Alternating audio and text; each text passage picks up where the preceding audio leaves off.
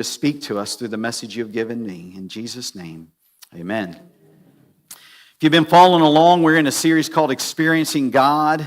We are at the seventh step of the different realities, the seven realities, and the sixth reality, and that is to adjust.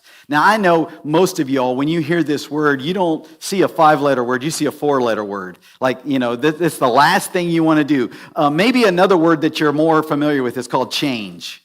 And somehow we as humans hate change. Does anyone else? I hate change.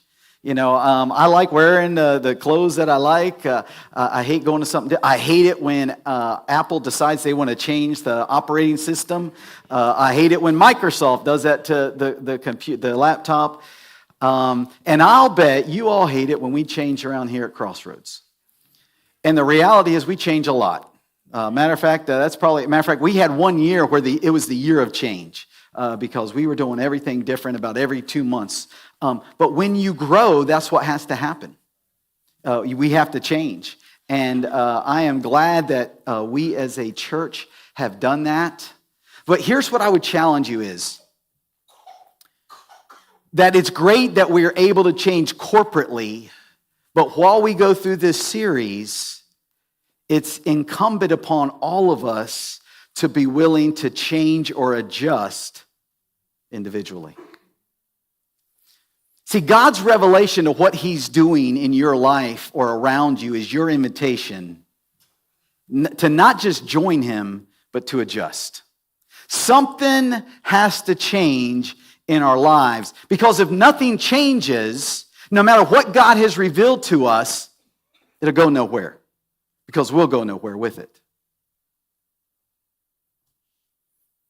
When I think about the word adjust, in the workbook this week, you'll read it in Unit 8, and it says this: faith leads to action. Remember, faith without works is what?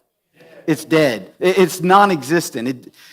So we need a faith that leads to action. And when we think of that word action, I like the way they broke it down this week.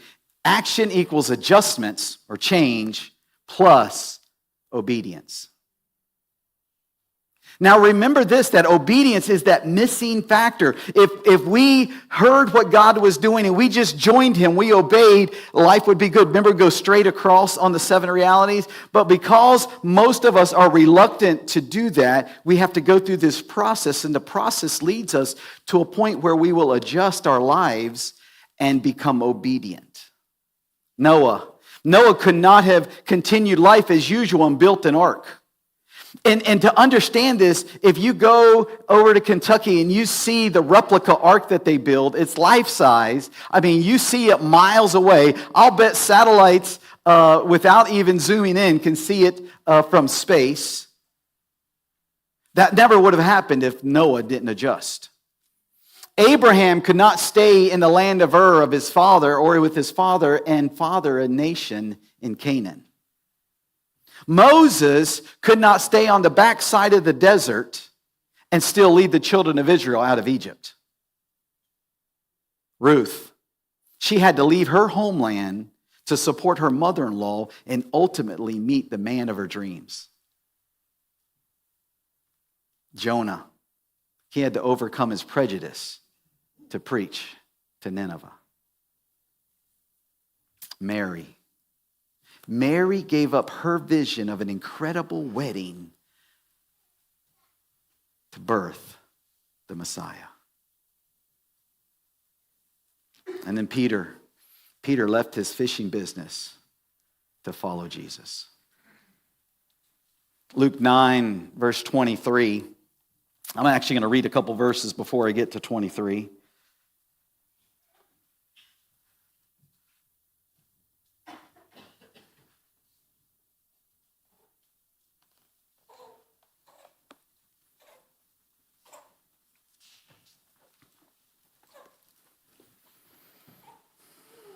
Luke 9:23 says this: he said to all, if anyone would come after me, let him deny himself and take up his cross daily and follow me.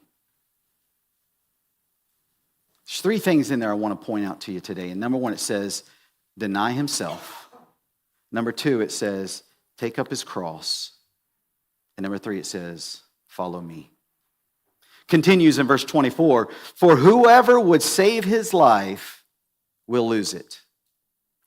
2 things I believe that keep most of us from denying ourselves.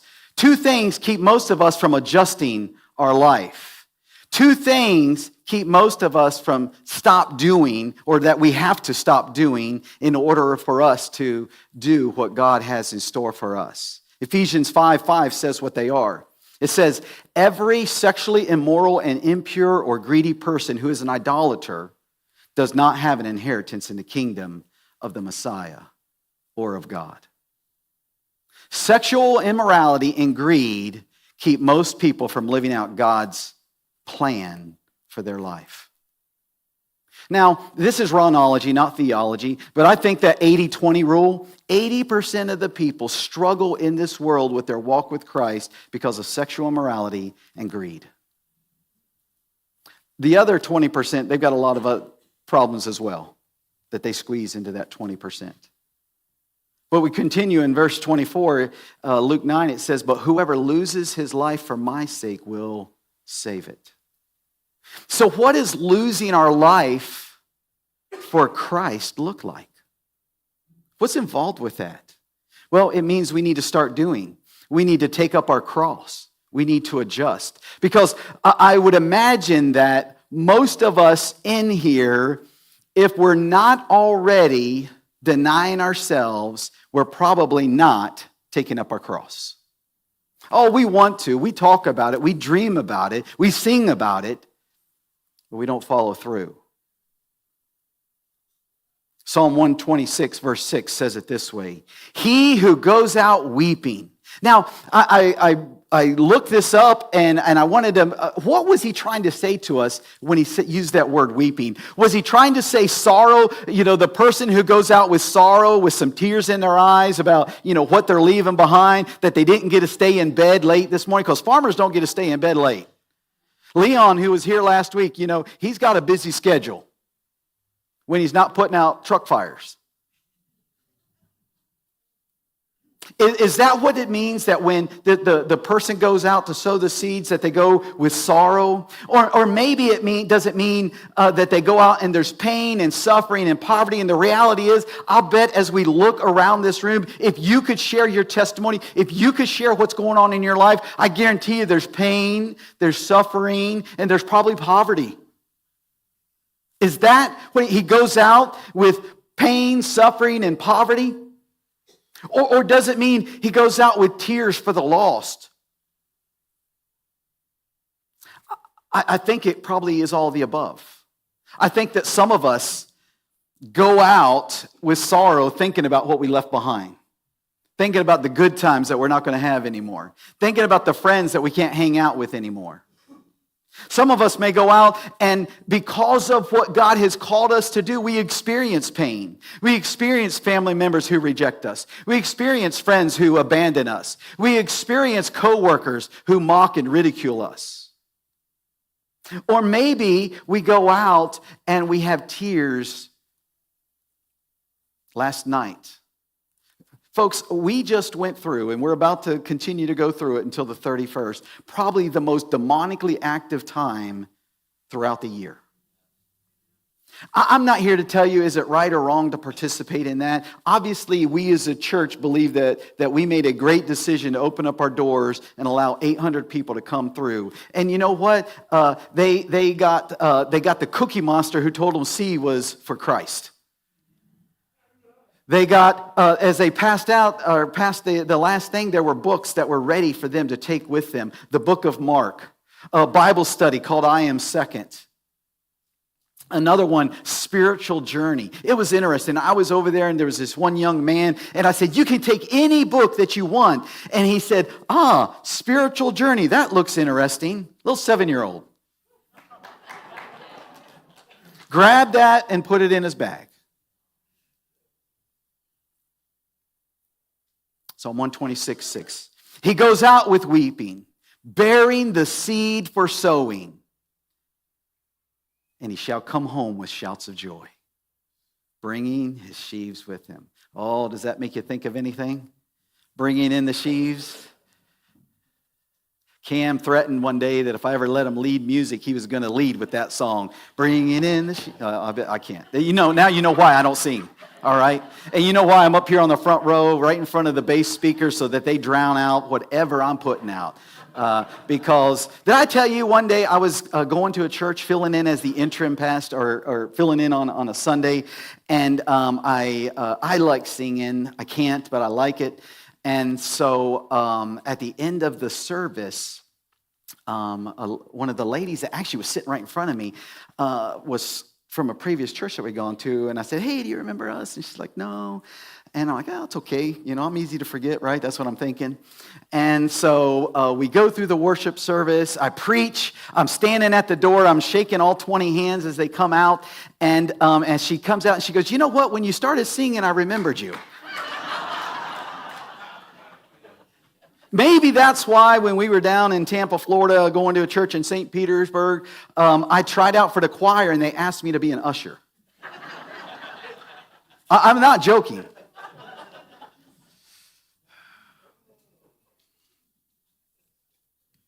He who goes out weeping, bearing the seed for sowing, shall come home with shouts of joy, bringing his sheaves with him.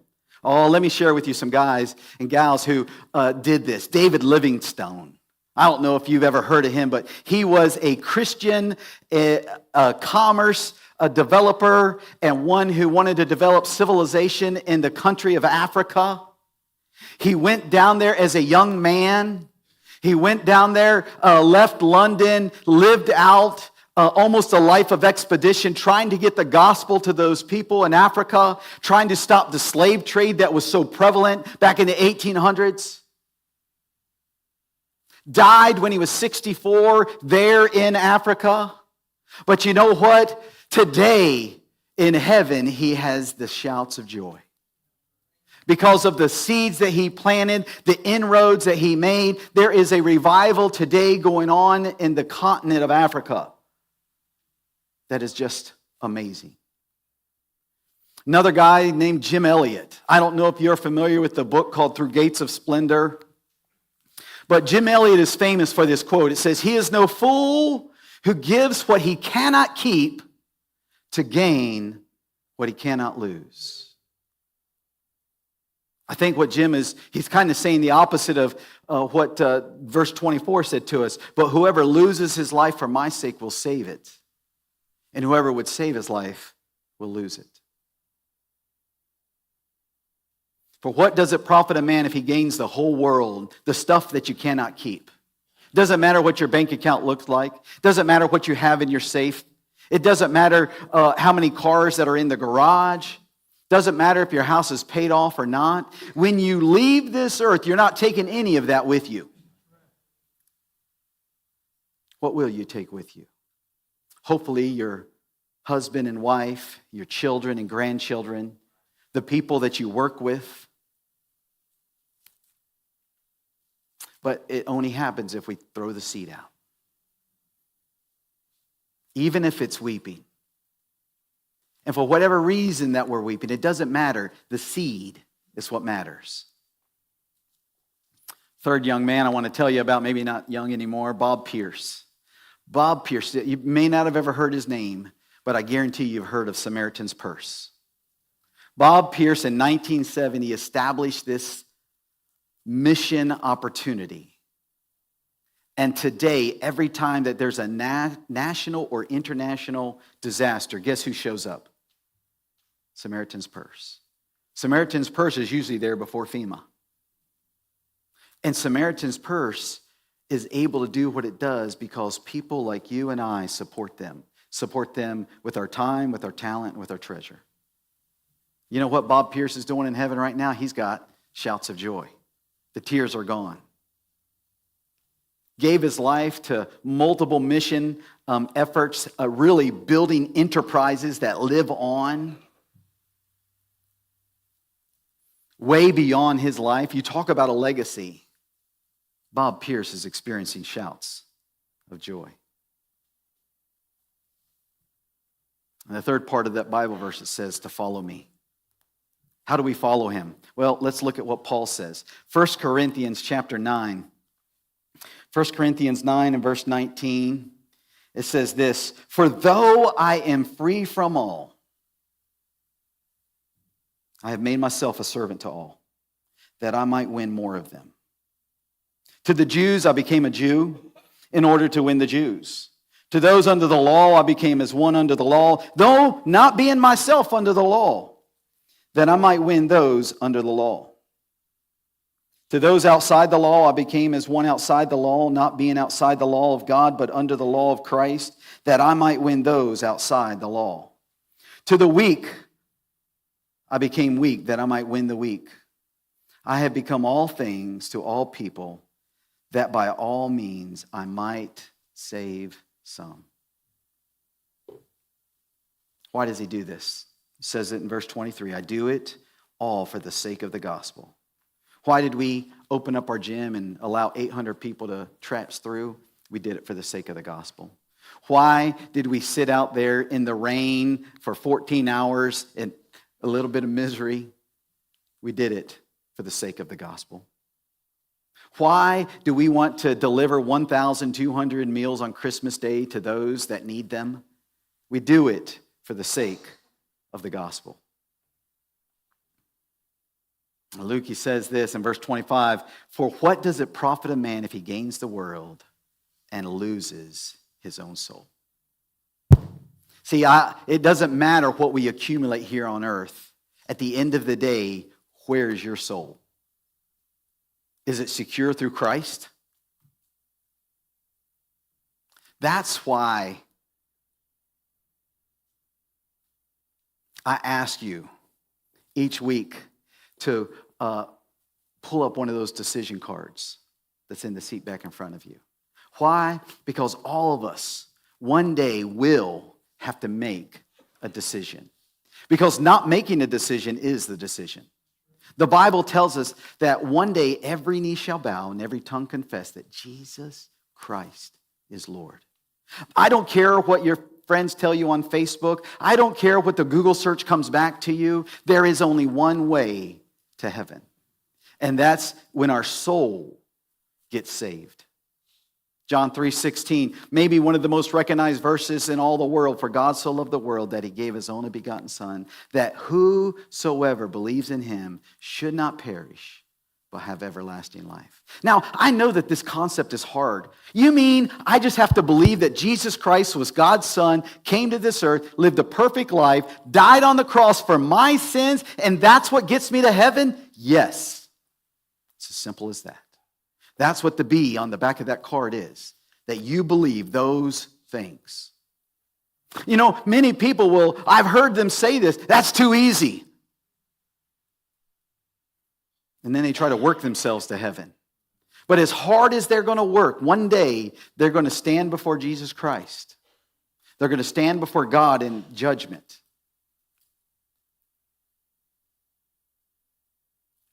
And they'll be judged according to their works. And Romans tells us that none of us are righteous. None of us meet the standard that God has placed on us. And if we don't stand and have the blood of Jesus Christ that represents all that we have done in this world, we'll stand alone and we'll face eternity alone, paying for those sins. Church, we don't have to do that. That's why we go out weeping. Because some people, they hear the message and they don't respond. You probably have them in your family. You probably have them co-workers. You probably have some children that they've heard the gospel, yet they haven't responded to that yet. That's worth crying over. And all that time that your daughter or son asks you to help them ask Jesus Christ into their heart. Oh, that message that you get from the children's ministry director that talks about what your child did. I mean, was that beautiful seeing the children up here today? Woo! I was counting. I was trying to get them all. I don't think I got everyone. I got up to 55. All those little superheroes. That's why we do this. So that all those little superheroes one day will find themselves in the hands of Jesus. But you know, it's not just about those little superheroes. It's about everybody here today. John 3:16. He sent his son so that no one would have to go to hell. You know, the world is so critical of Christianity. How could a loving God send anybody to hell? This is how. Because he made a way. Because he sent his son. Because he lived a perfect life. Because he died on the cross. That's how he can do that. See, God sends no one that doesn't choose to go there. And if they choose because I just don't want to believe, I'm sorry. That won't pass the muster on Judgment Day.